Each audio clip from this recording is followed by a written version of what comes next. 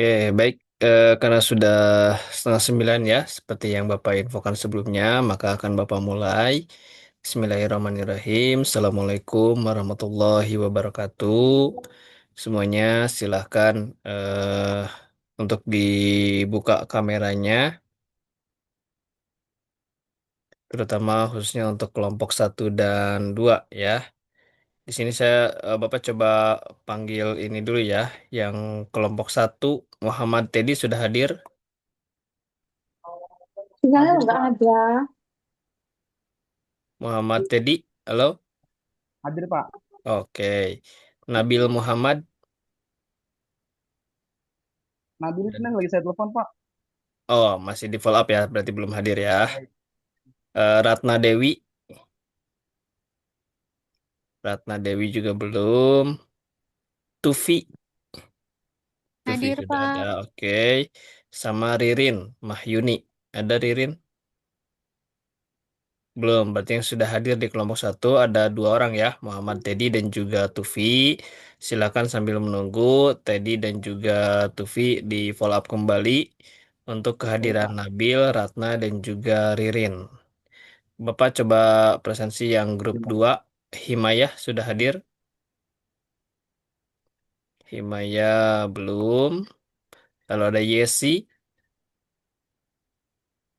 Yesi juga belum. Ada Arifah. Arifah belum. Reva. Reva belum. Dan Lia. Sebenarnya kelompok 2 belum ya. Oke, Teddy sama Tufi. Ya Pak.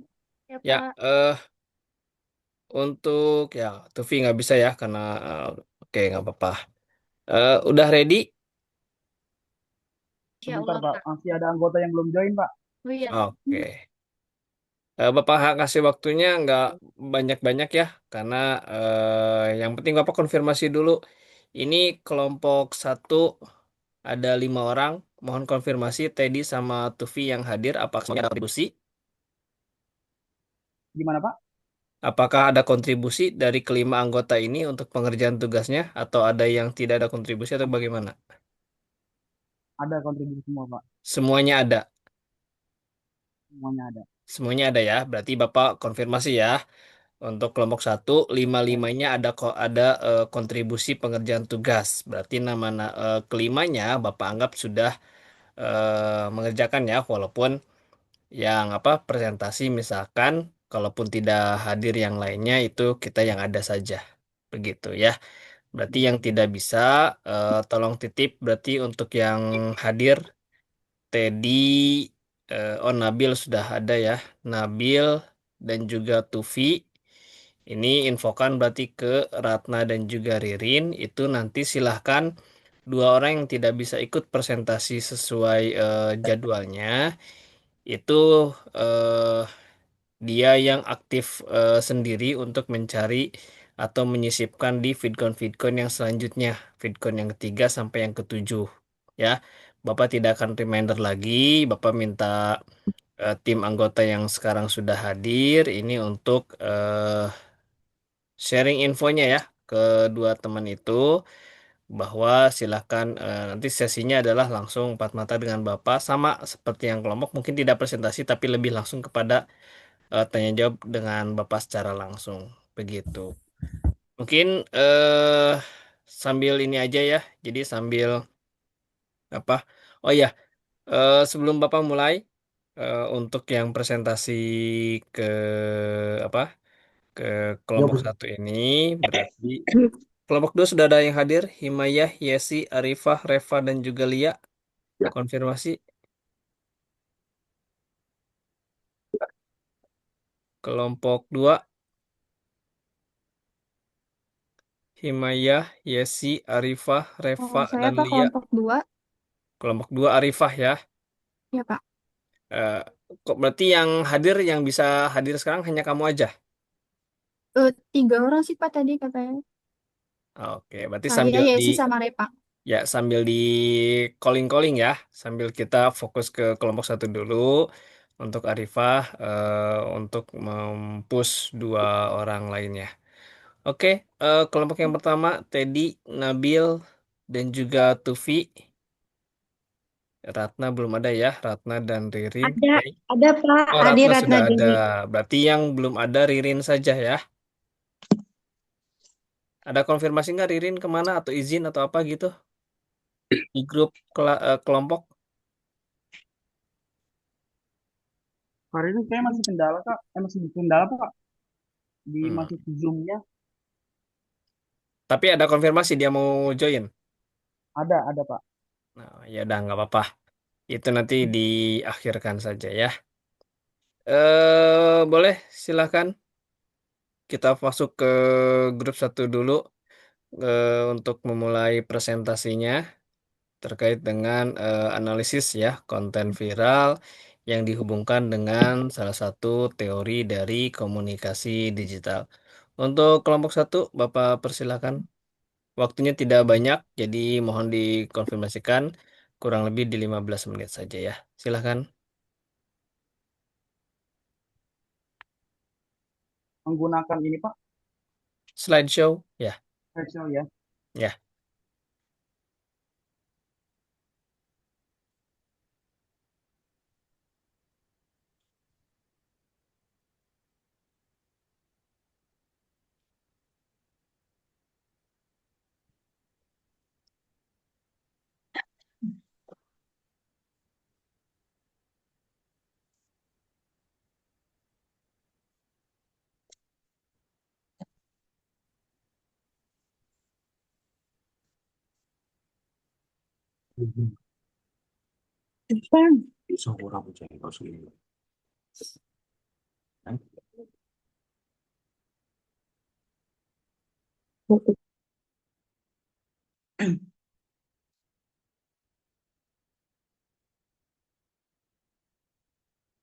Ada kendala?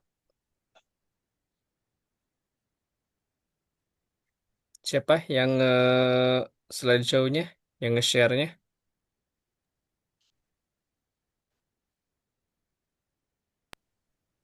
Kak Teddy apa bisa share screen? Itu Bang Teddy.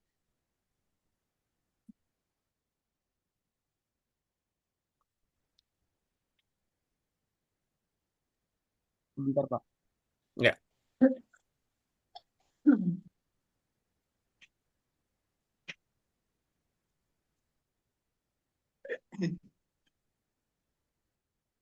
Kelompok 2 sambil disiapkan ya untuk kehadiran anggota lainnya.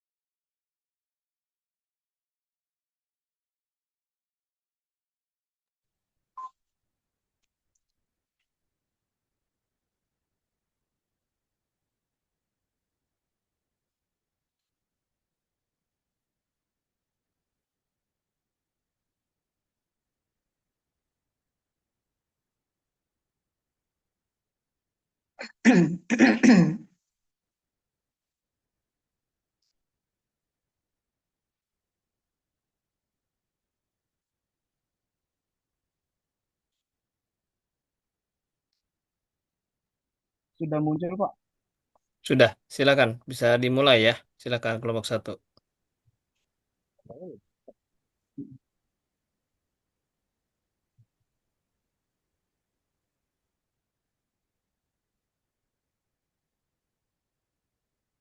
Oke, nggak bisa lihat.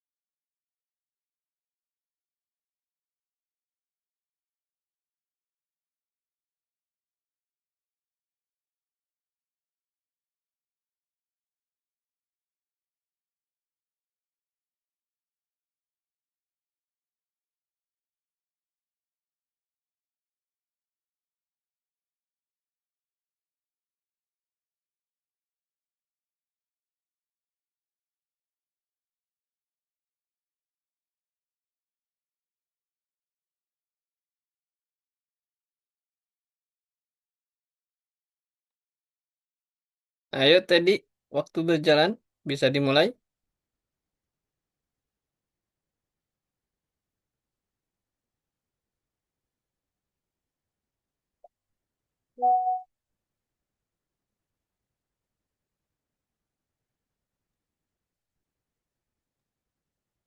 Kak Teddy ya Pak aman?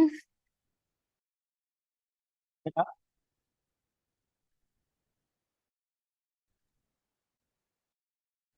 Baik, Pak. Saya mau ya, Pak. Ya, Izin silakan. mulai.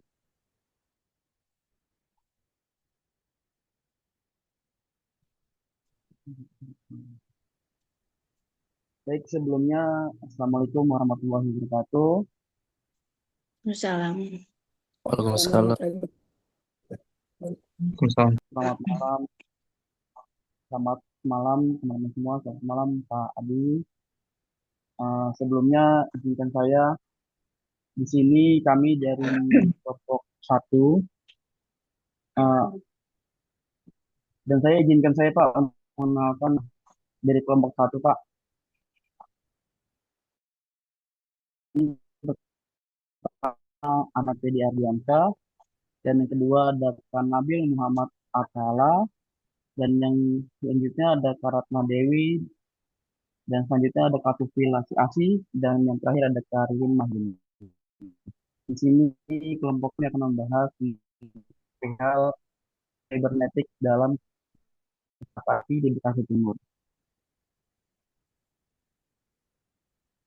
Di sini ada latar belakang. Latar belakangnya itu ketika pada kecelakaan kereta api di Bekasi Timur, khususnya insiden yang melibatkan KRL Komuter Lain dan K Argo Bromo Anggrek pada tanggal 20 April 2026. Nah, dan berita ini sangat menarik dikaji karena berakar pada kebutuhan untuk memahami kecelakaan bukan sekedar sebagai kesalahan manusia atau human error, dan melainkan sebagai kegagalan sistematik yang berantai yang dimana melibatkan interaksi antar manusia, infrastruktur, dan teknologi. Karena pada dasarnya cybernetik ini adalah ilmu tentang sistem kontrol dan feedback. Jadi di sini kita nggak cuma nyari siapa yang salah, tapi gimana sistem gagal dan saling komunikasi. Di sini ada beberapa insiden dan near miss di lintas Bekasi Timur mengindikasikan adanya gejala sistem file. Permasalahan tidak hanya terletak pada individu, tetapi pada vessel ke pusat kendali operasi. Beban kerja berlebih petugas, pengatur perjalanan kereta api yang menyebabkan loss of situational awareness atau ketidaksesuaian SOP dengan kondisi operasional real yang padat.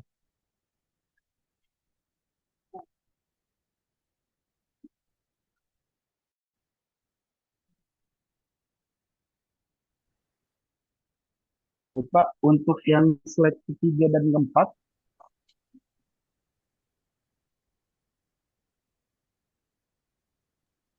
akan dibawakan oleh Karin, Pak. Boleh, Maaf Karin? saya Tufi. Oh ya, ditukar ya, Kak? Iya ditukar. Baik. Boleh, Kak? Sorry, salah. Kita tukar. Oh ya, siap. Boleh, Kak, dijabarkan untuk di slide 3 dan keempatnya?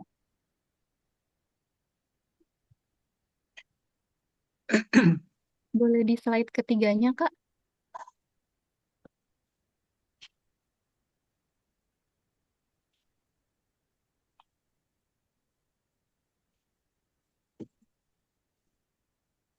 Di sini kami ada udah.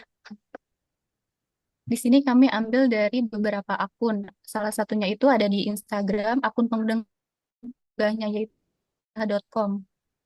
Kejadian tersebut terjadi pada Senin, maaf Kak, itu apa ya? Ketutupan.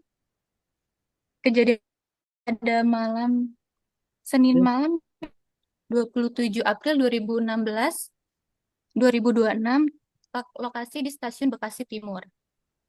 Slide selanjutnya.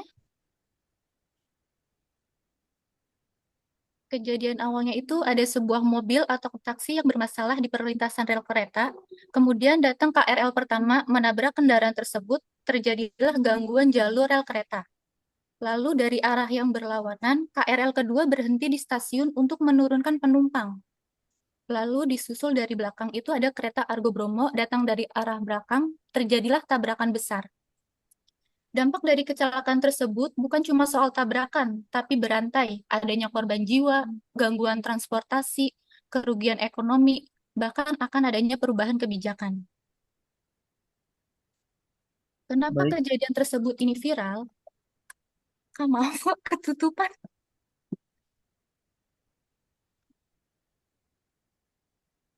ketutupan Kak.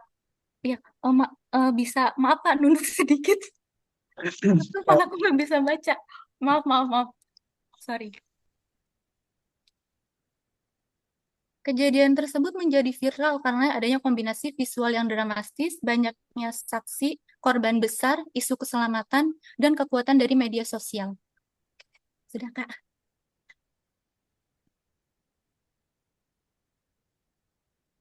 Baik, terima kasih Kak Tufi. Ya. Untuk slide selanjutnya,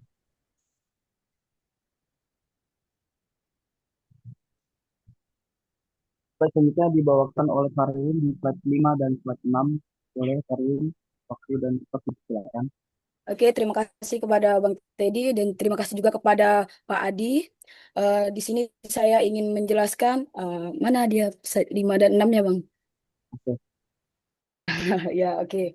So, di sini identifikasi fenomenanya, masalahnya apa yang terjadi, yaitu terjadi kecelakaan kereta di Bekasi yang melibatkan dua rangkaian kereta di jalur yang sama. Insiden ini menyebabkan gangguan operasional, kerusakan sarana, serta adanya korban luka. Dan masalah isu utamanya itu yaitu adalah gangguan pada operasional perjalanan kereta api, dugaan keteraturan dugaan ketidakteraturan sistem sinyal atau koordinasi jalur, risiko keselamatan transportasi publik, respon pengendali lalu lintas rel yang kurang optimal. Oke, boleh digeser sedikit Bang Teddy-nya soalnya nggak nampak. baik Alright. kalau di sini Dan bilang Kak, maaf. Dan catatan kronologi singkatnya itu seperti kecelakaan ini diduga berawal dari adanya gangguan di jalur rel, termasuk keterlibatan kendaraan di perlintasan yang menyebabkan kondisi operasional tidak normal. Situasi ini kemudian berlanjut hingga terjadinya tabrakan antar kereta itu menjadi bang seperti itu. So next untuk slide selanjutnya akan dibawakan oleh Kak Retna ya atau Ya, boleh apa? Dewi, boleh, boleh. oke, terima kasih, itu saja yang bisa saya sampaikan untuk identifikasi fenomena itu tadi. Terima kasih Pak Baik, Adi. Terima kasih Bang Teddy. terima kasih Karin atas penjabarannya. Mungkin untuk slide selanjutnya akan dibawakan oleh Kak Dewi di slide 7 dan ke slide 8. Boleh Kak Dewi, waktunya dipersilakan. Dari analisis peristiwa, kan ini kan ada set manajemen transportasi. Jadi pada Wait, aspek so- manajemen wait. Sorry. eh Lupa bagi tahu untuk itu teori yang digunakannya. bagaimana Saya Kak? apa aku tadi saya lupa untuk ini teori yang digunakan belum disempat dijelaskan. Oh ya, Yang Oh, untuk set so sorry. Oke, next. Untuk slide ke-6-nya, teori yang digunakan yang sebelumnya tahu yaitu teori sibernetik. Di sini kita menggunakan teori sibernetik. Nah, tokoh utamanya itu penjelasan singkatnya, teori sibernetika menjelaskan komunikasi sebagai sistem pengendalian yang bergantung pada proses feedback umpat sistem transportasi kereta, informasi mengenai kondisi jalur, posisi kereta, dan sinyal harus tersampaikan dengan tepat agar sistem tetap stabil. Jika terjadi gangguan dalam sistem atau feedback, eh, Bang Teddy boleh geser sedikit ke kiri, maka dapat muncul ketidakteraturan entropi yang berpotensi menyebabkan kesalahan operasional hingga kecelakaan itu terjadi. Oke, sekian dari saya. Terima kasih. Sorry sebelumnya. terima kasih Kak Dewi. Selanjutnya di slide 7 dan slide 8 bisa disampaikan oleh Kak Dewi. Boleh waktunya Kak dipersilakan. Di slide 7 dan 8 kita membahas analisis teori manajemen transportasi, di mana manajemen transportasi yang terjadi kecelakaan tersebut pada aspek manajemen transportasi terlihat bahwa operasional dan pengaturan area di jalur KRL Cikarang Line masih belum optimal. Hal ini ditunjukkan dengan masih adanya kendaraan yang tidak mentaati peraturan sehingga adanya taksi yang berhenti di rel kereta stasiun yang mencerminkan kurangnya penertiban lalu lintas sehingga keselamatan transportasi insidennya terjadi menunjukkan adanya resiko tinggi di area stasiun. Salah satu faktor utamanya adalah bercampurnya kendaraan dengan rel kereta yang menandakan bahwa sistem keselamatan yang masih lemah dan perlu diperbaiki. Untuk layanan publik, dampak dari kondisi ini juga dirasakan oleh semuanya, sehingga gangguan perjalanan karena adanya kecelakaan menyebabkan penurunan kualitas pelayanan pada warga setempat dan penumpang. Pada dalam manajemen resiko sebenarnya potensi bahaya sudah terlihat, seperti keberadaan taksi di area rel. Namun kurangnya langkah pencegahan serta minimnya pengawasan menunjukkan bahwa resiko tersebut belum dikelola dengan baik. Dari sisi infrastruktur, penataan stasiun masih kurang aman karena tidak adanya penjagaan yang ketat. Jadi penyebabnya sopir yang melanggar aturan sehingga terjadinya kecelakaan dan banyaknya korban pada saat peristiwa itu. Dan yang harus adalah penertiban kendaraan, terus pengawasan dan sanksi tegas bagi yang melanggar. Jadi adanya pengawasan yang baik itu adalah di setiap gadu-gadu stasiun rel dimanapun itu harusnya ada penjagaan yang untuk untuk menegur yang tidak mentaati saat bunyi lonceng yang ketika kereta hendak lewat tapi masih tetap jalan. Jadi diharuskan nanti di setiap gardu-gardu tersebut itu harus ada pengawasnya. Ya itu aja Kak. Terima kasih Kak Teddy. Sama-sama Kak. Terus di slide selanjutnya, di sini ada Kanabil, boleh Kak dipresentasikan di slide 9 dan slide 10-nya.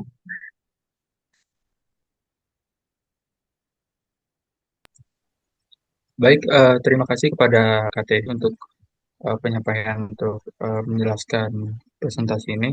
Sini saya akan menjelaskan dampak dan insight insiden kecelakaan tersebut. Dampak kecelakaan ada 4 poin. Yang pertama, korban jiwa dan luka. Korban jiwa dan luka total ada 90 korban yang terluka dan 16 penumpang dilaporkan meninggal dunia. Kedua, gangguan perjalanan. Banyaknya pembatalan perjalanan kereta api. Poin ketiga, kerusakan infrastruktur dan operasional. Evakuasi dilakukan untuk KRL tersebut menyebabkan penutupan jalur sementara. Yang keempat, itu investigasi, di mana Polda Metro Jaya memeriksa saksi-saksi insiden yang bermula dari lintasan. Kemudian poin-poin insight-nya. Yang pertama, evaluasi KAI. Evaluasinya melakukan evaluasi internal dan eksternal menyeluruh atas sistem operasional dan keamanan. Poin kedua, itu keamanan sistem. Keamanan sistemnya menyoroti pentingnya restrukturisasi manajemen perjalanan kereta dan standar keamanan yang lebih ketat untuk mencegah kecelakaan serupa. Dan poin ketiga, maaf, Kak Teddy, untuk digeser dulu itu ya. Gimana Kak? Tidak begitu kelihatan yang poin ketiganya.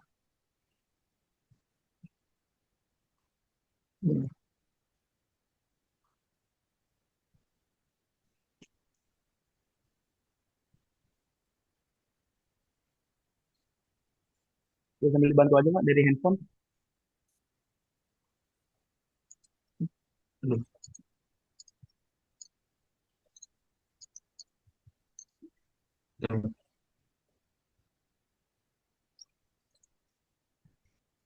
Baik, saya lanjutkan.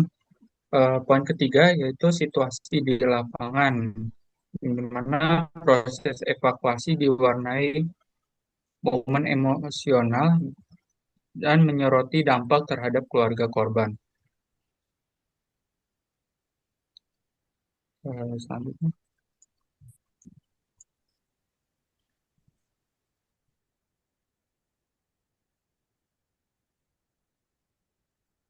Nah,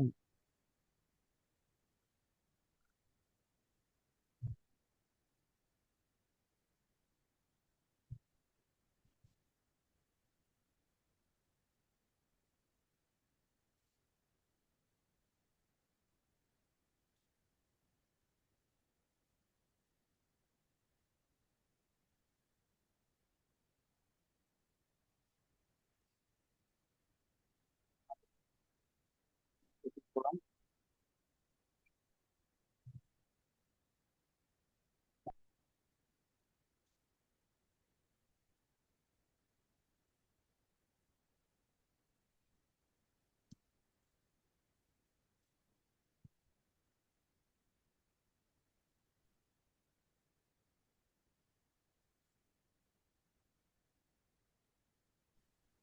Halo, apakah masih ada? Halo, Kak Nabil, halo, aman Kak? Abil. Di Pak, kalau begitu Pengko. saya bilangin aja Pak. Jadi di sini untuk kesimpulannya, kecelakaan kereta api Argo Bromo Anggrek yang nabrak KRL di Stasiun Bekasi Timur berdasarkan analisis cybernetik terdapat beberapa hal yang dapat disimpulkan.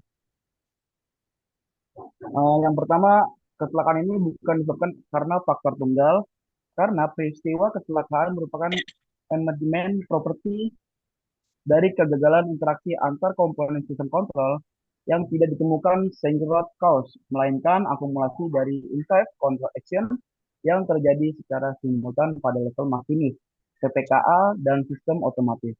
Dan ini membuktikan keterbatasan pendekatan linear chain of event. Dan yang kedua, di sini ada terjadinya breakdown pada feedback loop kritis.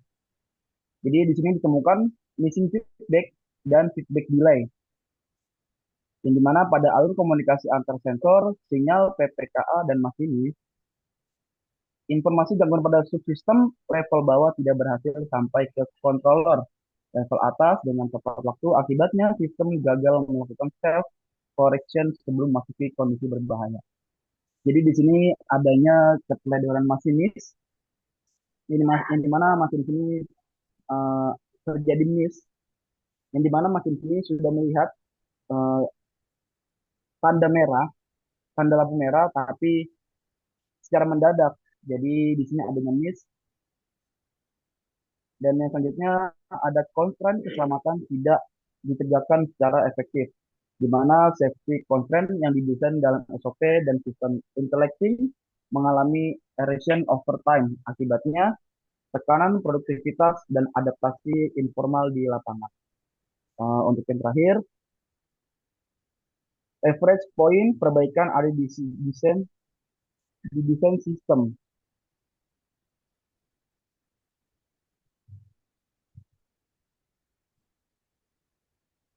Maaf ya, sebentar Pak.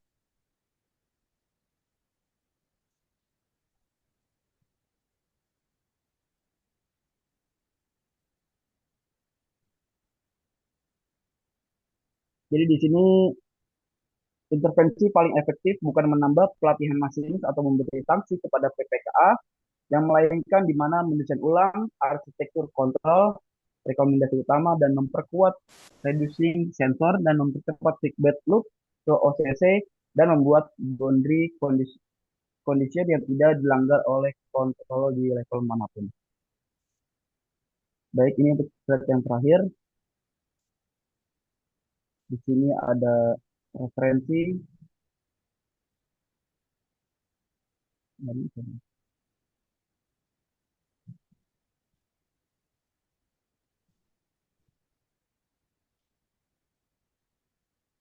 di sini ada preferensi dari berbagai sumber. Yang pertama kita ada TikTok, yang kedua juga kita ada dari TikTok, yang ketiga kita ada dari Instagram, yang keempat dari Instagram, yang dan kelima dari Instagram.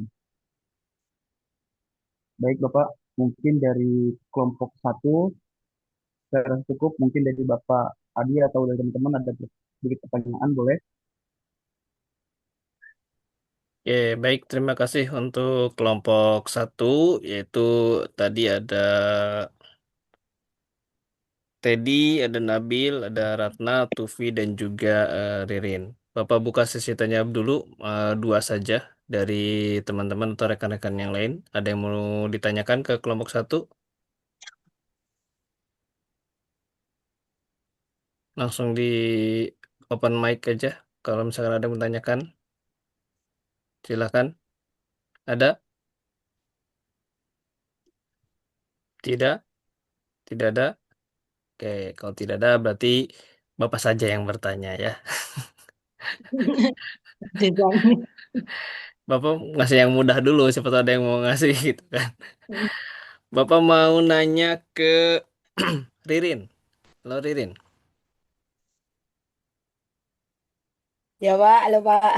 Ya, Ririn tadi menjelaskan bagian slide apa, Rin? Di bagian 5 dengan 6. Tentang apa Di tuh? bagian penyebab terjadinya dan juga teorinya. Oke, Bapak tanya, karena ini kita mata kuliahnya adalah teori komunikasi digital. Tadi juga dari kelompok satu memilih teori sibernetika ya. Pak, betul. Pernatika. Oke, Bapak nanya khusus kepada Ririn. Jadi yang menjawab hanya Ririn saja. Nanti untuk yang lain bersabar Bapak tanya juga ya. Untuk Ririn, versi menurut pemahaman Oke. Ririn, eh, teori Mhm. sibernetika ini apakah termasuk teori komunikasi digital? Nah, Ya, sebutkan alasannya. menurut saya, kalau menurut saya termasuk Pak, Alasannya? termasuk alasannya karena ya kita kan memerlukan komunikasi, Kak, Pak, di antara itu. Di antara itu kita memerlukan komunikasi. Contohnya seperti yang sebelumnya terjadi kan. Dia kurang communication. Komunikasi tadi. Karena putus dari komunikasi tadi, jadi yang ini jalan, yang ini sempat yang ini ter apa ter eh, ini kan nggak jalan kan. Dan yang ini lupa bagi tahu ke sini. So jadinya kurangnya komunikasi tadi. Itu udah termasuk ke dalam ya teori komunikasi menurut saya, Pak. Oke, thank you Ririn. Kalau saya kalau bapak saya ini saya minta maaf. Siap. Thank you Ririn buat jawabannya. Bapak mau ke Tufi. Halo Tufi. Ya. Iya, halo Kak. Ya, Tufi, tadi kan Ririn menjelaskan bahwa teori sibernetika ini menurut pemahaman yang bersangkutan adalah termasuk dalam teori komunikasi digital. Dengan alasannya adalah bahwa karena ini adalah sistem yang hubungannya adalah saling berkomunikasi ketika ada A, maka harus B, seperti itu ya. Jadi ada umpan baliknya lah. Nah, kalau menurut Luffy, tapi ini belum menyentuh kepada komunikasi digitalnya. Kalau tadi lebih hanya kepada teori komunikasinya. Bisa ditambahkan, menurut Luffy, apa hubungannya teori sibernetika ini dengan komunikasi digitalnya, bukan hanya komunikasinya saja. Boleh? Silakan Luffy.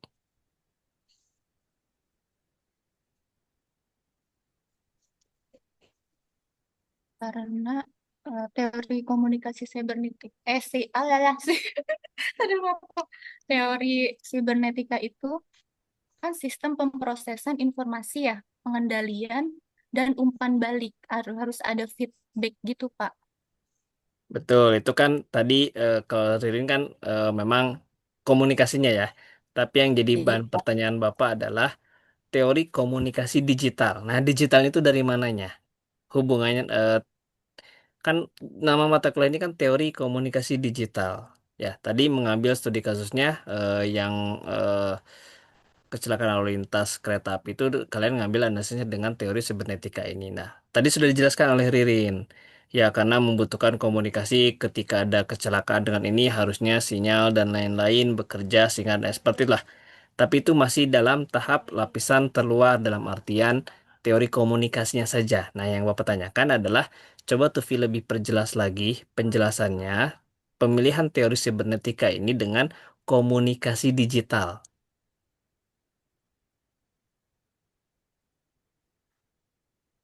Boleh, silahkan Tufi.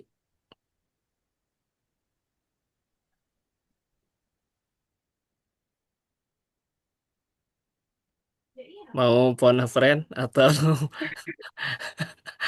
Apa ada yang bisa bantu? enggak Bapak ke spesial ke Aku perseorangan. sih, aduh. Ya, ya. Menurut pemahaman Tufi deh, Iya. gitu. Dari pemilihan teori sibernetika yang secara sistem feedback dan lain-lain, hubungannya dengan teori komunikasi digital itu seperti apa? Tadi kan udah dijelasin sama Ririn, tapi Ririn masih lapisan luarnya masih teori komunikasinya saja. Digitalnya belum nyentuh tuh penjelasannya. Nah, mungkin bisa Tufi tambahkan, silahkan.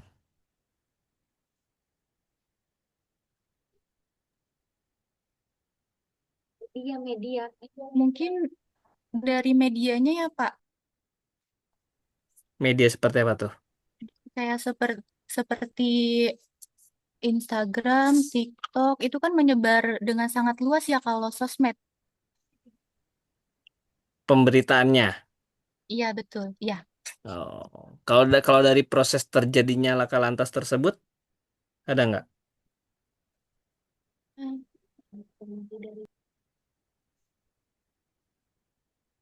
Yes. Ada atau tidak?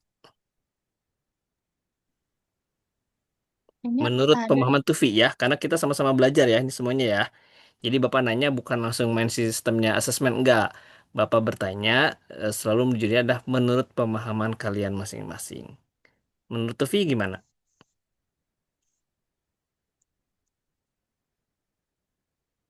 Gak usah takut jawab Tufi. Mau salah mau benar kita sama-sama lagi kuliah Tufi. Iya, Pak. Boleh? Menurut Tufi gimana? Atau pas? Aduh, kayaknya kita dulu, Pak. Oke, boleh. Bapak ke yang lain lagi. Siapa lagi, Teteh? Ririn, terus Tufi, Ratna. Iya, Pak. Ya, Ratna. Eh, yang mau pertanyakan adalah kenapa konten yang kelompok kalian pilih itu tentang laka lantas kereta? Karena itu yang beritanya masih terbaru, Pak. Jadi masih diingat, orang tuh masih ingat lah, Pak. Masih beritanya terbaru gitu, Pak. Dan itu eh, sangat banyak, apa namanya, tragedinya itu banyak, ada apa? Tragedinya itu karena kelalaian gitu, terus adanya korban dan viral, jadinya kita angkat itu berita. Hmm. Makanya kita jadikan ini, Pak. Bukannya justru pemilihan konten yang diketahui oleh banyak orang itu membuat kalian bisa menjadi salah dalam penjelasan? Enggak, karena mungkin kalau misalkan ada ini lain lagi nggak pemilihan selain ya karena mungkin banyak didengar orang. Apa sih yang bikin menarik selain ya namanya juga tugasnya kan konten viral ya pasti yang viral kan. Nah, tapi ada uniqueness tersendiri nggak kenapa kelompok kalian milih laka lantas tersebut? Bukan dari viralnya, bukan happeningnya baru viralnya nggak. Yang lain uniknya apa? Selling Uniknya itu, Pak. pointnya apa? Uniknya itu taksi itu kan apa namanya, taksi, ibaratnya mobilnya mobil listrik terus tiba-tiba macet terus tiba-tiba berhenti seperti itu, Pak. Terus terjadinya terjadinya kecelakaan antara kereta dan kereta yang menyebabkan banyaknya korban, makanya kelompok kita memilih itu, Pak. Oke, thank you. Ya, Bapak ke Pak. Nabil. Halo Nabil. Kasih, Pak. Ya, halo Kak. Ya, menurut Nabil, dari studi kasus yang kalian ambil terkait dengan laka lantas kereta ini, eh, faktor apa yang paling utama menjadi penyebab laka lantas ini terjadi? Kalau menurut saya dari faktor utamanya itu eh, insiden dari dua dua hal, bukan dua hal, dua kendaraan yang mana yang satu itu keretanya tidak mendeteksi eh, sinyal waspadanya gitu. Berarti Mana point of view-nya keretanya. ya point of view-nya keretanya Kita, eh, point of view dan- yang eh, penyebab terjadinya nomor satu ini kan berantai ini ya. hmm, Teori kan menyebutkannya sebagai satu sistem berarti keberantaian. Yang satu tidak jalan, yang ini berantai lah seperti itulah ya secara ininya. Bapak pengen Nabil berpendapat dari serangkaian kejadian ini mana yang persentasenya ibaratnya lebih gede lah untuk bahwa penyebab kecelakaan ini adalah karena si A, karena si B, karena si C yang utamanya, walaupun sekali lagi teori ini menyebutkan ini adalah sistem ya sehingga saling berkait satu sama lain. Nah, Bapak mau nanya ke Nabil, menurut Nabil yang persentase apa penyebab terjadinya laka lantas seperti ini tuh apanya? Keretanya kah? Atau palangnya kah? Atau taksinya kah? Atau apa? kalau menurut saya taksinya. Taksinya. Hmm, Alasannya?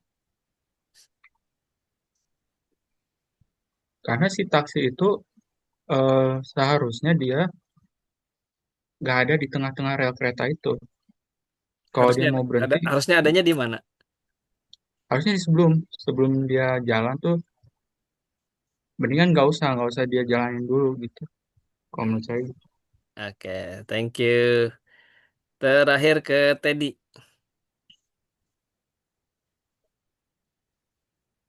Ya Pak, itu Ya, Pak. Teddy, tadi kan laka lantasnya tentang kereta, terus alasan pemilihan kontennya juga tadi sudah disebutkan oleh teman kamu ya. Secara apa yang Teddy pahami dari tugas ini, tugas menganalisis konten viral yang dikaitkan dengan teori komunikasi ini, apa yang bikin kamu menjadi paham, yang asalnya tidak paham menjadi paham itu apa dari pemberian tugas ini? Jadi dari pemberian tugas ini Pak, kita kan di sini ngambil tentang perihal cybernetic analisis ya, Pak. Nah, yang dimana cybernetic analisis ini eh, adanya dari sistem, kontrol, dan feedback. Jadi di sini tuh bukan perihal siapa yang salah, Pak, melainkan gimana caranya dan eh, the system itu gagal dalam saling komunikasi. Jadi yang tadi saya bilang, jadi yang harusnya si masinis ini kan sudah tahu nih Pak kalau di depan itu sudah ada kecelakaan antara kereta dan taksi online. Nah, di jalur lain itu sudah terdapat KRL yang berhenti di stasiun Tegal Timur, tetapi di belakang itu ada kereta Argo Bromo yang menyusul. Jadi mungkin di sini ada salah komunikasi karena WSO Pak antara PPKA dan masinisnya. Jadi masinis itu melihat lampu berwarna yang tadinya berwarna hijau tiba-tiba berubah sinyal menjadi warna merah dan tidak dapat berhenti Pak. Jadi yang saya analisis dari situ Pak.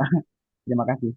Oke, thank you. Ya, terima kasih ya untuk kelompok satu, Teddy, Nabil, Ratna, Tufi, dan juga Ririn. Terima kasih atas analisisnya. Kalian sudah menganalisis dengan sedemikian rupa. Tidak ada yang benar, tidak ada yang salah. Jadi memang sekali lagi pemberian tugas ini untuk biar kita sama-sama paham, biar kita sama-sama terbuka sehingga ketika ada suatu fenomena itu sebenarnya kita nggak jauh-jauh dari teori gitu kan, bahwa sudah ada teori nih gitu kan. Ibaratnya kalau teori itu kalau Bapak analogikan itu seperti resep. Jadi ketika kalian mau bikin nasi goreng yang enak, misalkan kalian sudah ada teorinya, kalian pilih teorinya nih. Oh, mau bikin nasi goreng versi Chef Zuna, ada. Mau nasi goreng versi Chef Arnold, ada. Mau nasi goreng versi Chef Adi Muhammad Ramadan, ada. Gitu kan. Tinggal kalian pilih aja mau pakai teori yang mana. Teori Chef Juna eh, tidak salah, teori resep nasi goreng Bapak juga nggak ada yang salah. Jadi tidak ada yang salah, tapi kalian lebih memilih yang mana? Oh, kalau saya lebih suka nasi goreng yang versi Chef Juna. Kenapa? Karena bla bla bla bla lebih enak ini dan lain-lain. Ya, silahkan pilih itu. Nah, seperti itu. Jadi memang ini kembali untuk membuka karena kita adalah mata kuliahnya teori komunikasi digital dan Bapak kaitkan dengan analisis konten viral biar relate dengan kalian juga karena pasti kalian juga sama-sama Gen Z gitu kan. Mungkin ada yang gen milenial juga pas tapi semuanya kita terbuka lah ya dengan konten-konten seperti itu dan biar tidak hanya sekedar pengetahuan bagi kalian sehingga bisa kalian analisis dari sisi teori komunikasi digitalnya. Thank you buat kelompok satu. Insya Allah semoga kalian bisa lebih paham lagi untuk teori analisisnya. Baik itu mungkin, oh saya baru tahu ada ketika ngerjain tugas ini baru tahu ada teori sibernetika ini. Nah, berarti ini bisa pembelajaran bagi kalian semuanya ya. Thank you, terima kasih buat kelompok satu, Bapak plus buat Sip, kalian semuanya ya. Thank you. yuk Pak Adi. Sip, good job ya. Sekarang Bapak mau move ke kelompok dua. Kelompok dua itu ada Himayah, Yesi, Arifah, Reva, dan Lia. Sudah ada berapa orang yang hadir dari kelima orang itu? Izin menjawab Pak, Ya, kita eh, ada 3 orang doang karena yang 2 orang itu berhalangan hadir. ya yang di grup itu ya, yang kelompok dua itu ya. Oke, Yaitu berarti Reva, siapa lagi yang hadir? Kalia sama Kak Arifa. Reva, Arifah, dan Lia ya. Oke, boleh. Silakan Arifah, Reva, dan juga Lia untuk bisa mulai presentasi. Hati-hati ngebuka WA-nya. Soalnya ini Bapak record juga. Jadi kebaca. Hati-hati, hati-hati. Aman, aman lah.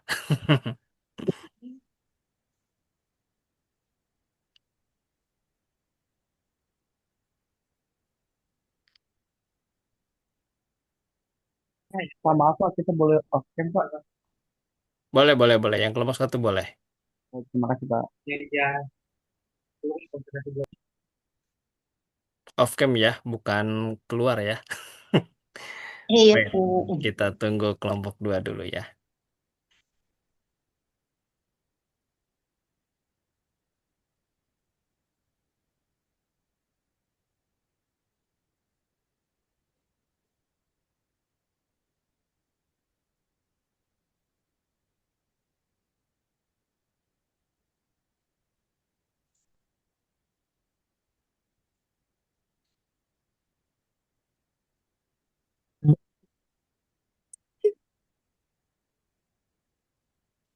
Coba Kak, sorry aku ini sebentar.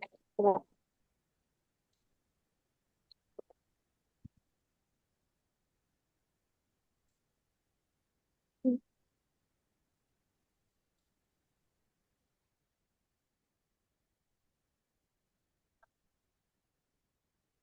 Hmm.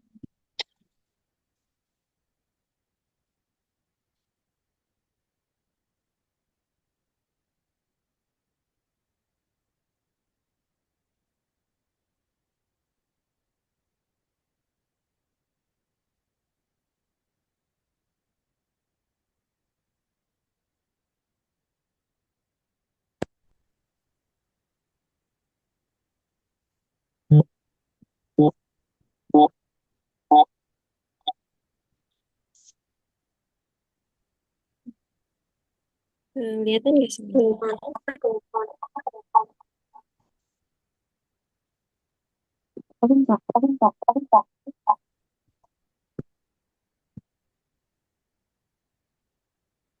Kak? Maaf Pak, suaranya berbalik. Sebentar.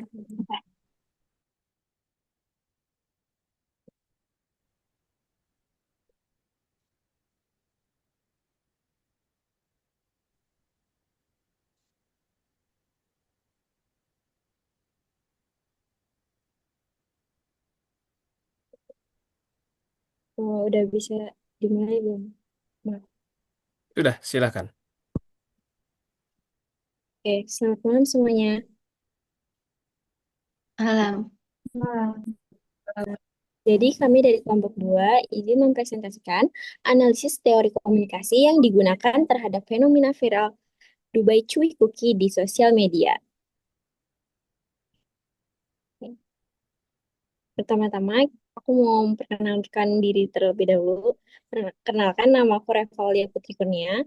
Terus teman aku ada yang namanya Arifah Musfufa, ada juga Yesi Kartika Dewi, Himayah Iza Saputra, dan juga Lia Siti Mariam.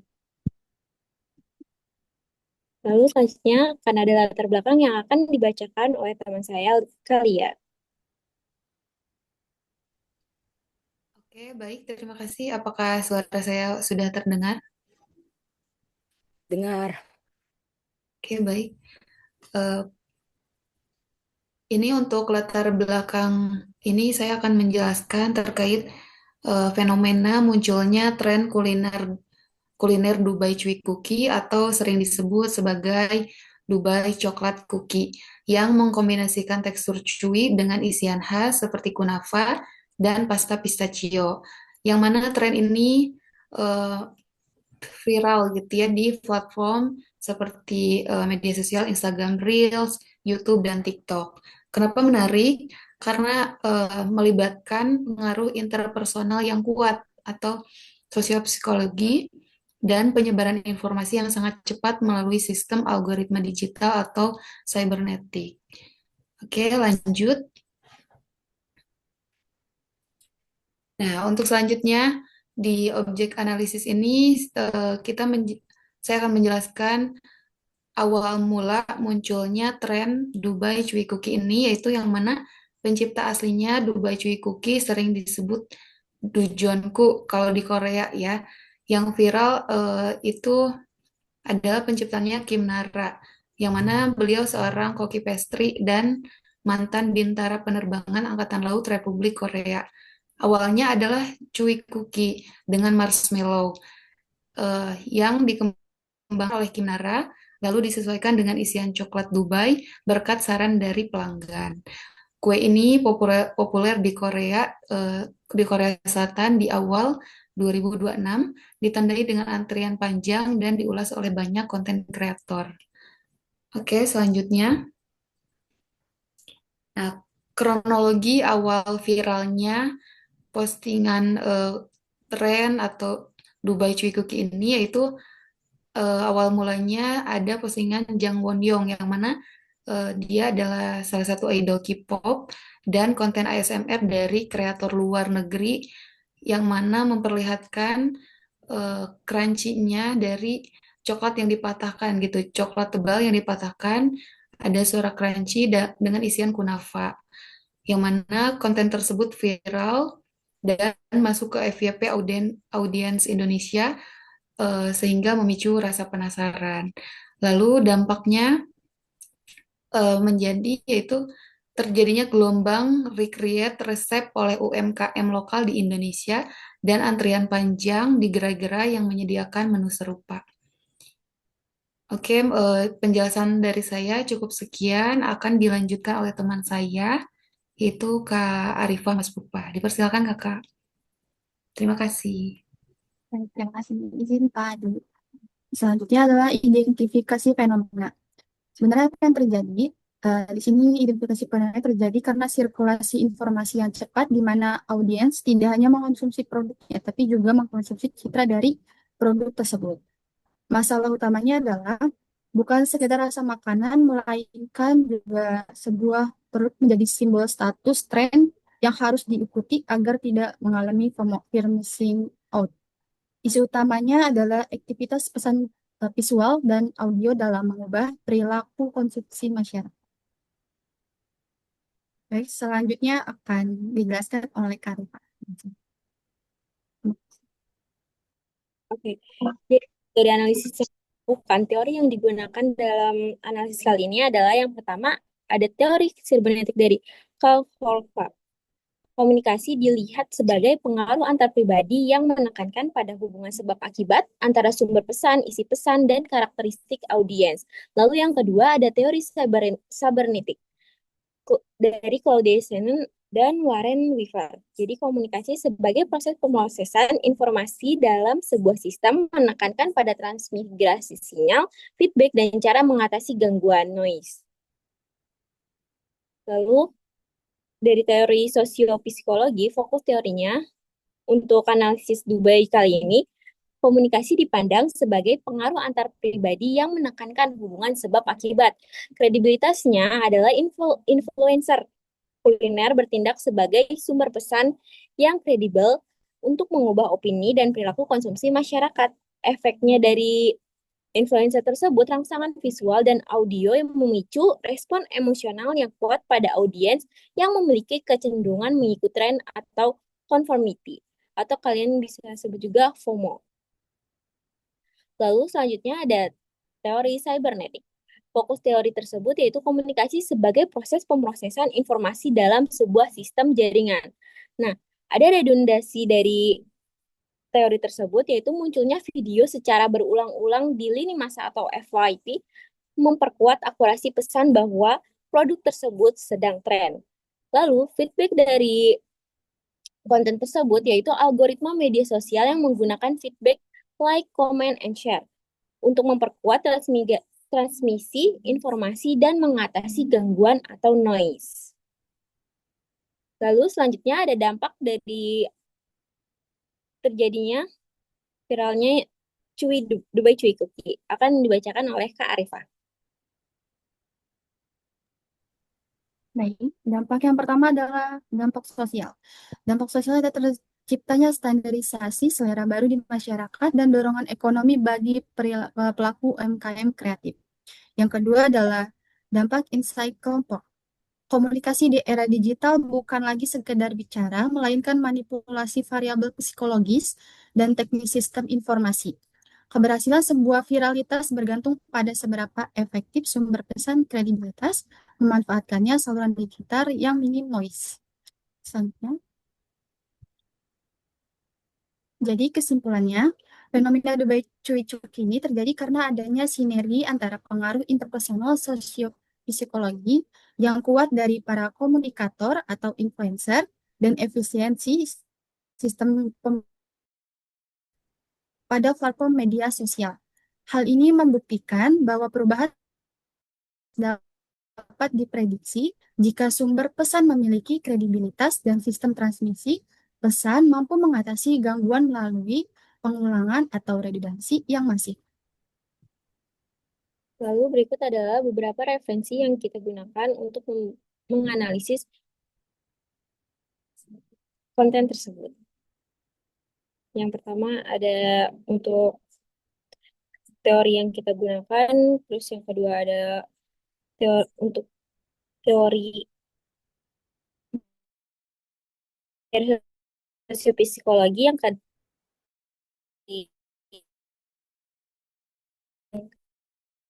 ketiganya ini ada postingan yang tentang pencipta Dubai Cuy Cookie dan yang terakhir juga tentang Dubai Cuy Cookie-nya. Oke, sekian presentasi dari kelompok 2. Ya, mohon maaf jika ada pertanyaan, boleh silakan bertanya. Oke, baik. Terima kasih kelompok 2 ya, yang pada hari ini ada Arifah, Reva, dan juga Lia. Bapak beri kesempatan kepada rekan-rekan yang lain. Ada yang mau bertanya? Saya Pak. Boleh, silakan. Okay guys, so I want ask for group number 2. Oke, apakah viralitas produk ini bersifat jangka pendek atau berpotensi bertahan lama? Untuk Ciwi Dubai tadi ya. Ciwi Cookie Dubai. Ya. Dubai Eh, Ciwi Cookie. Ya, tuh. Ririn, spesifik kamu mau yang jawabnya siapa? Arifah, Reva, atau Lia? Ikut Pak, mana yang boleh jawab aja gitu. Terserah aku. Bapak berikan kesempatan. Siapa yang mau Mau Arifah, jawab Reva, atau aja. Lia siapa? Oke, saya izin menjawab deh. Boleh. Kalau menurut saya ini sebenarnya lebih ke jangka pendek ya, karena dari beberapa dari beberapa makanan viral sebelumnya gitu, kayak semisalnya Dubai coklat cookie kan, sebelum ada Dubai cuy cookie kan sebenarnya ada coklat Dubai. Coklat Dubai. Iya, coklat Dubai itu kayak sekarang udah jarang banget, pas awal-awal doang gitu loh viralnya. Jadi menurut aku itu jangka pendek. Tapi kalau misalnya untuk imbas ke UMKM kayak resep-resep apa sih namanya menu-menunya mungkin akan jadi jangka panjang ke depannya, kayak bakal jadi menu sih Kak, menurut saya. Oke, thank you. Yang lain ada yang mau tanyakan? Silakan. Saya mau nanya, Pak. Boleh, silakan. Kan mau nanya, kalau Dubai Ciwi Cookie itu sebenarnya kreativitas dari negara mana? Apakah itu benar dari Korea ataukah itu dari Dubai? Kalaupun bukan dari Dubai ataupun dari Korea, kenapa disebutnya Ciwi Dubai Cookie? Oke, Ratna Dewi mau yang jawabnya Arifah atau Lia? Siapa aja, Pak? Siapa aja? Silahkan yang mau jawab lah. Yang Arifah sih atau Lia? jawab. Boleh, silakan. Sebenarnya si bukan dari Korea sih Kak. Yang chef yang di Korea ini dia karena terinspirasi agak dari yang sebelumnya viral yaitu coklat Dubai. Di slide yang pernah kita share juga, yang viral ini kan seorang chef ya yang menciptakannya. Awalnya nih dia bukan Dubai, cookie Dubai ini coklat. Dia nih sebenarnya awalnya marshmallow, cuma karena dia waktu itu si Dubai coklatnya viral, jadi dia menginovasikan si Ciwi Coki Marshmallow ini berubah menjadi coklat Dubai gitu. Berarti itu sebenarnya kreativitas dari negara Korea atau Dubai, Kak? Dari Dubai kalau yang suka, tapi kalau yang Ciwi Cookie-nya ini dari Korea Kak, karena yang menciptakan ini si Kim Naranya. Oh iya ya. Oke oke. Hmm. Terus dia Oke. populer di Korea Selatan pada awal 2026. Gitu. Oh Karena iya. ditandai dengan antrian panjang dan diulas oleh banyaknya konten kreator di sana.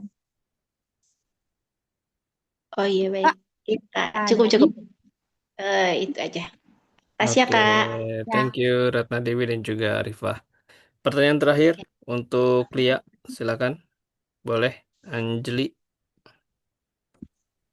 Halo Kak, untuk kelompok dua, sebelumnya terima kasih Pak atas kesempatannya.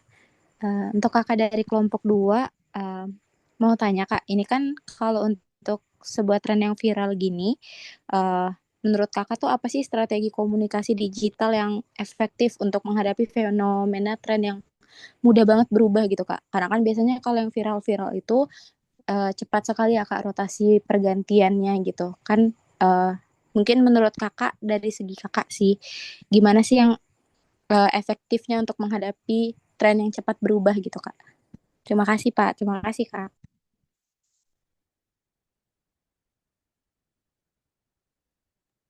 Silakan Lia. Pak, boleh nanya lagi nggak? Karena orang yang hadirnya 3 sepertinya cukup ya. Boleh, Lia. Oke. Oke, baik. Terima kasih izin menjawab. Berarti pertanyaannya jadi bagaimana strategi agar komunikasi digital ini efektif itu ya untuk menghadapi tren yang cepat berubah. Seperti itu, Kak? Iya benar Kak. Iya. Kalau menurut saya, kalau jadi menurut saya sih tergantung pelaku usaha UMKM-nya juga ya. Jadi jika ada misalnya, jadi kalau misalkan UMKM-nya konsisten gitu ya dalam membranding atau menginovasikan kuliner tersebut, mungkin bisa saja masih bisa bertahan gitu ya di dunia kuliner dengan inovasi-inovasi terbaru yang mengikuti tren yang lebih baru lagi. Selain itu penting juga memanfaatkan seperti feedback pelanggan gitu. Jadi selalu si pelaku usaha UMKM-nya bisa mendengarkan feedback-feedback dari para pelanggan dan juga seperti kritik dan saran gitu. Jadi itu juga menurut aku bisa mempertahankan kuliner tersebut sih. Jadi intinya ada kemungkinan tren tersebut juga tetap bertahan dengan UMKM tersebut harus berusaha konsisten untuk berinovasi lebih baik, itu menerima kritik dan saran dan juga lebih kreatif lagi mengembangkan ide-idenya terkait kuliner tersebut. Mungkin seperti itu ya, Kak. Mohon maaf jika ada kata-kata yang salah ya, Kak. Oke, thank you Lia atas jawabannya ya. Ya, insya Allah karena kalian kelompok 2 ini sudah dapat masing-masing satu pertanyaan dan kalian juga sudah mencoba untuk menjawab ya. Sekali lagi tidak ada jawaban yang benar dan salah. Kita semuanya ada di sini ya lagi-lagi sama-sama belajar. Jadi dari teman-teman yang tidak kebagian presentasi sekarang pun ini bisa dijadikan masukan ya. Kalian bisa melihat kelompok satu seperti apa, bisa melihat kelompok dua seperti apa, dan kembali lagi Bapak remind bahwa penilaian ini Bapak ambil dari 5 indikator. Pertama dari teorinya, lalu dari hasil analisis, pemilihan studi kasusnya, konten mana yang kalian ambil, beserta alasan yang lainnya, serta bagaimana kalian presentasi. Nah, ini juga ya, tolong disimak. Serta dari sisi desain slide-nya, itu juga Bapak masukkan ya. Jadi, untuk kelompok yang lain, silahkan untuk melihat dari yang malam ini seperti apa dan diperbaiki ya, yang menurut kalian masih kurang. Oke, Bapak tidak akan bilang seperti apa, intinya langsung Bapak sudah ada penilaian, khususnya untuk kelompok satu dan kelompok 2. Good job, selamat buat kalian. Intinya dari tugas ini adalah, kalaupun kalian sudah mendapatkan mendapatkan giliran presentasi, silakan untuk di feedcon berikutnya, kalau memang sempat bisa join gitu kan, untuk menambah catatan poin juga jika kalian bertanya, serta kedalaman kefahaman kalian terhadap analisis. Mungkin kan ini analisisnya analisis konten ya yang viral, jadi siapa tahu menarik dihubungkan dengan teori-teori seperti itu ya. Sekali lagi terima kasih, good job untuk kelompok satu dan kelompok 2. Kalian menjadi dua tim pertama yang melakukan presentasi ya kan. Segala kekurangan kelebihannya ya itu menjadi pembelajaran bagi kalian semuanya ya. Sekali lagi, semoga yang lain bisa mengambil nilai ataupun bisa mengambil hal-hal yang bermanfaat yang sudah diberikan oleh kelompok satu dan kelompok 2. Karena Bapak tahu, Bapak yakin dari kelompok satu ada kekurangan, ada, dari kelompok satu ada kelebihan juga ada. Sama kelompok 2 pun seperti itu. Dari kelompok 2 ada kekurangannya, ada, dari kelompok kelebihannya juga pasti ada ya. Jadi intinya eh, ini aja lah, kalian suguhkan yang terbaik. Oke, terima kasih buat rekan-rekan yang sudah join. Kisaran di 20 orang ini eh, total banget ya. Karena kalian tadi ada dari jam 7 beresnya sampai jam berapa kalian? Yang feedcon tadi yang jam 7 beresnya jam berapa? Setengah 9, Pak. Jam setengah 9, Pak. Lewat dikit. Setengah Iya, setengah 9. Oke, pantas nggak apa-apa. Jadi intinya ini itu berlaku untuk seterusnya atau nanti feedcon berikutnya beda lagi jamnya untuk yang mata kuliah yang lain, yang satunya lagi. Tadi sih penjelasan izin Pak, jawab Pak. Tadi sih penjelasan dari Bu Lilia, menurut beliau katanya kita kita itu bisa 1 bulan 2 kali ataupun 1 semester itu 4 kali Pak. Tapi Oke, kalau jam. untuk jamnya, kalau untuk jamnya itu tadi tidak spesifik sih Pak, belum tahu. Oke, berarti Dia Nanti Bapak kan kita sekali lagi VidCon di sesi yang genap ya. Jadi nanti Bapak kan tanya di grup saja lagi menjelang sesi yang genap berikutnya apakah di hari Rabu tetap di jam 9 atau bisa di lebih awal kan ya. Karena sekarang wow, Masya Allah sudah mau jam 10 ya dan kalian masih masih kelihatan nggak ngantuk kelihatan ya walaupun nggak tahu kelihatannya ya. Apalagi tadi udah bahas nasi goreng dan lain-lainnya ya. Jadi di ini kan, di ini aja lah buat kalian ya. Good job. Oke, terima kasih buat semuanya. Bapak akhiri sekali lagi untuk VidCon ini tidak banyak basa-basi lagi. Berarti untuk berikutnya disiapkan untuk kelompok 3 dan juga kelompok 4 ya. Untuk materi kelompok 1 dan kelompok 2 di keep dulu. Semua orang harus punya filenya ya. Karena nanti yang upload adalah masing-masing. Oke, jadi semua pastikan punya file presentasinya dalam bentuk PPT atau PDF atau apapun lah boleh. Intinya nanti ketika di sesi yang keberapa, entah mungkin kalau sesuai jadwal yang kemarin Bapak share kan di sesi 15 ya sebelum UAS. Nah itu nanti masing-masing harus upload untuk PPT-nya masing-masing ya. Filenya tidak hanya PPT tapi boleh dalam bentuk PDF intinya slide yang ditampilkan oleh kelompok kalian. Terima kasih buat semuanya. Bapak akhiri untuk pertemuan VidCon pada hari ini. Kalau misalnya ada yang bertanyakan, boleh via grup saja. Nanti akan Bapak respon secepat mungkin di besok hari ya. Bapak tutup. Bila taufiq wal hidayah. Wassalamualaikum warahmatullahi wabarakatuh.